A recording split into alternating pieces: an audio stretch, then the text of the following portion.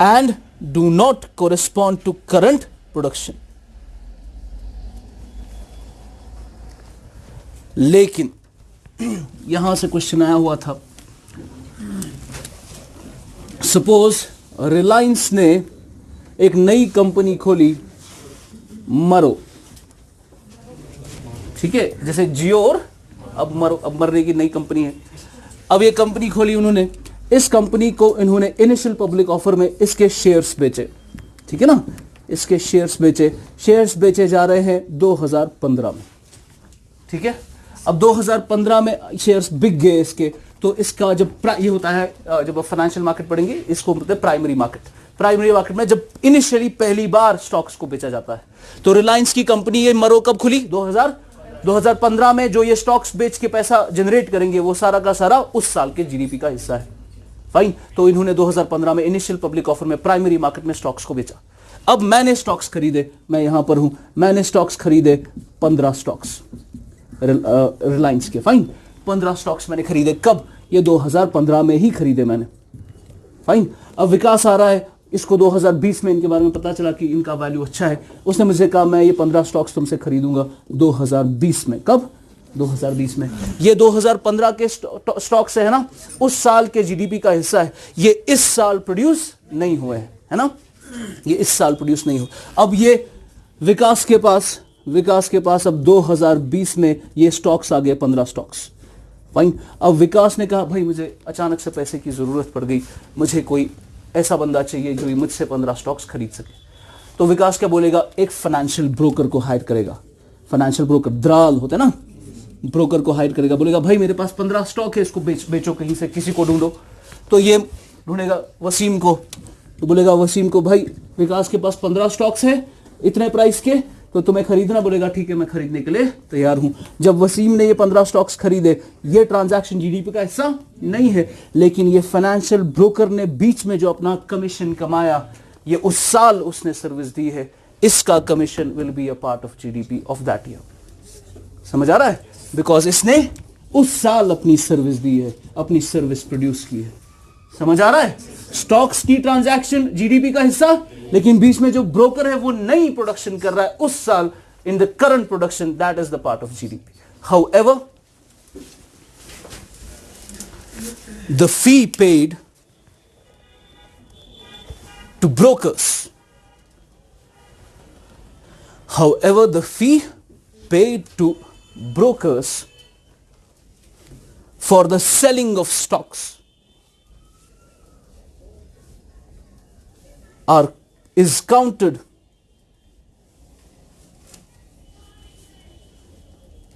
in the GDP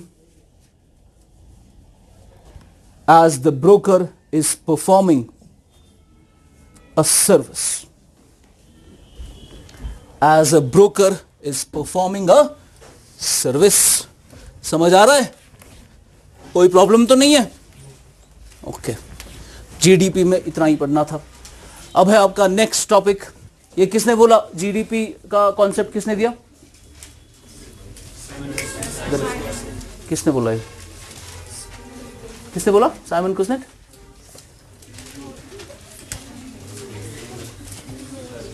बोला sir GDP की definition बताओ जल्दी जल्दी। ये किसने बोला? डेफिनेशन बताओ, डेफिनेशन।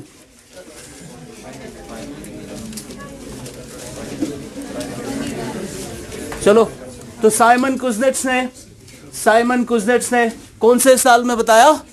1934 में, कि क्या मेजर करने की कैसे जरूरत है? ग्रोथ को कैसे मेजर किया जा सकता है ना? तो ग्रोथ को कैसे मेजर किया जाए? नंबर 1, ग्रॉस डोमेस्टिक प्रोडक्ट, ठीक है ना। देख लिया डोमेस्टिक टेरिटरी क्या है, नॉर्मल रेजिडेंस क्या है। अगर ये आपको समझ आया, आगे का सारा मसला हल हो गया, ठीक है ना। अब ग्रॉस डोमेस्टिक प्रोडक्ट में आपने देखा। अब मैं सिंप्लीफाई करता हूं, अब मैं नॉर्मल रेजिडेंट और डोमेस्टिक टेरिटरी में नहीं घुसूंगा। अब हम सिंप्लीफाई करके बताते हैं कि ये इंडिया की डोमेस्टिक टेरिटरी है, इंडिया में जो है नॉर्मल रेजिडेंट है, ठीक है। अब उसमें स्पेसिफिकेशंस में नहीं जाएंगे। अब इंडिया की इस डोमेस्टिक टेरिटरी में जो नॉर्मल रेजिडेंट्स है, इन्होंने कुछ प्रोडक्शन की है। जब प्रोडक्शन की जाती है, 2 टाइप की प्रोडक्शन होती है। एक प्रोडक्शन होती है of the consumption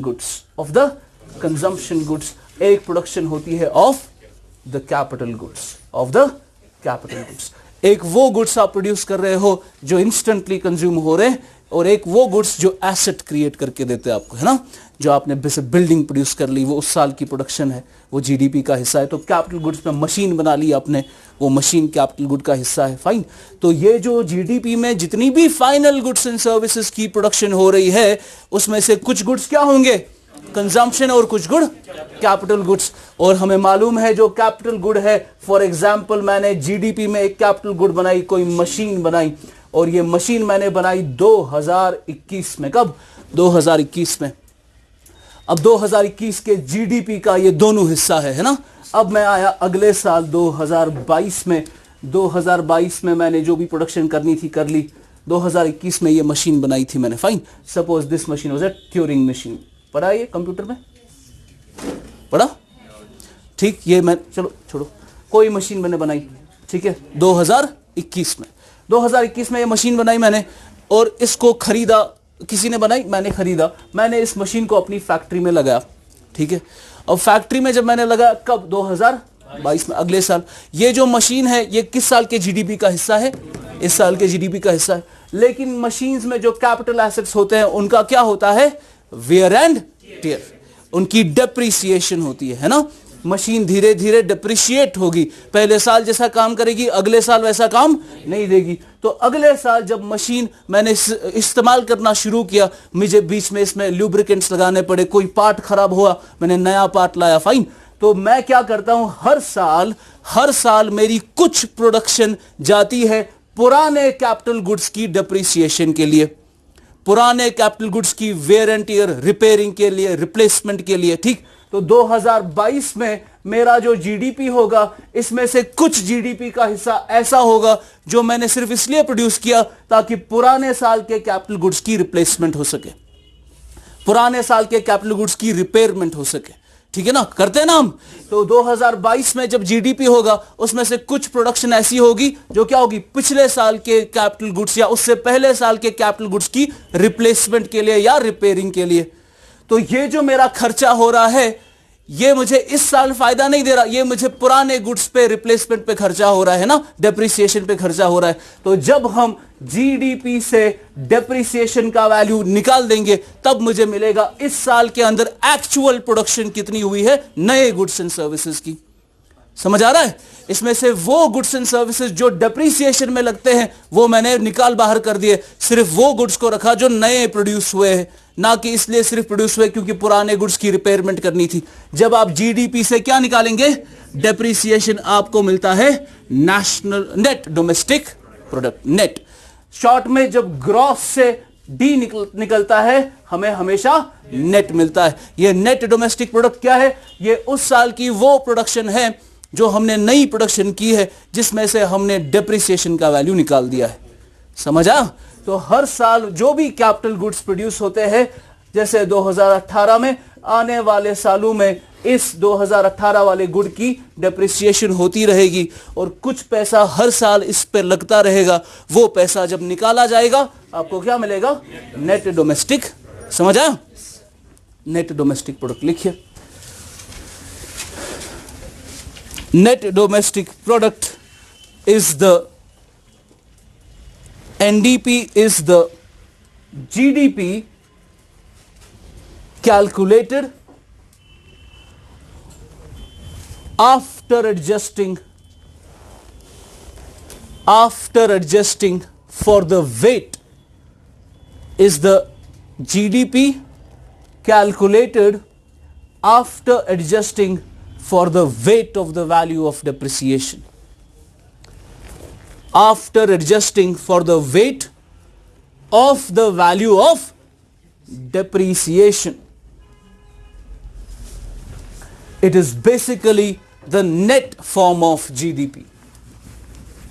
It is basically the net form of GDP.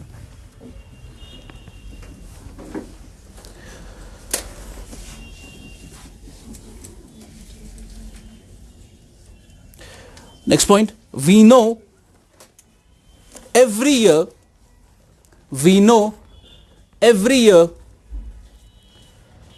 a significant part of our current production, ध्यान से समझ के लिखना ये चीज, we know a significant part of the current production of capital goods goes into maintaining or repairing, maintaining or repairing part of the existing stock of capital goods, maintaining or repairing parts of the existing stock of capital goods.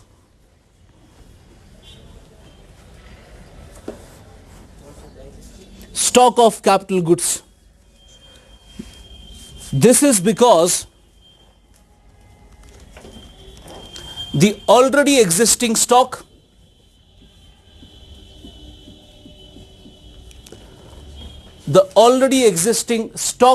of capital goods suffers wear and tear. Suffers wear and tear.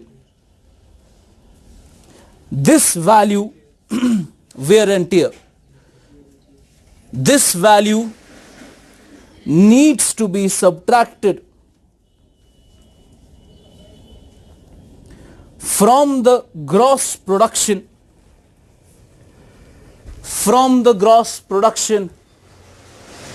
to arrive at the net production. To arrive at the net production. समझ आया? तो हर साल की production के अंदर जो मैं दो टाइप की प्रोडक्शन करता हूं of consumption goods and capital goods में, एक वो प्रोडक्शन होती है जो आपने नए कैपिटल गुड्स बनाए, और एक वो प्रोडक्शन होती है जो आप पार्ट्स बनाते हो for existing stock of capital goods जो पिछले साल के थे. उनकी रिपेयरिंग और मेंटेनेंस के लिए यहां पर जो एक्स्ट्रा प्रोडक्शन हुई है वो उनकी मेंटेनेंस के लिए जाता है, रिपेयरिंग के लिए जाता है. इसको जब निकाला जाएगा आपको नेट डोमेस्टिक प्रोडक्ट मिलेगा. ठीक है ना? ये डेप्रिसिएशन जो है, क्या ये इकोनॉमी के लिए अच्छी होती है? No sir. Actually the best answer to all the questions is I don't know. ठीक है ना?